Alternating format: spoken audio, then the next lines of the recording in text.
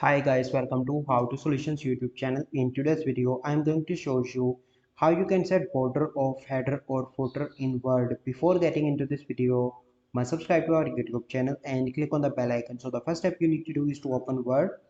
Once you open Word, you simply need to go into the insert and then you need to go and click on header and click on edit header, and here you can see that, and then you need to go into the design and click on page borders and click on borders and click on custom. Here you need to scroll and select any of the one, and here you can select header or footer like I am doing and click on OK.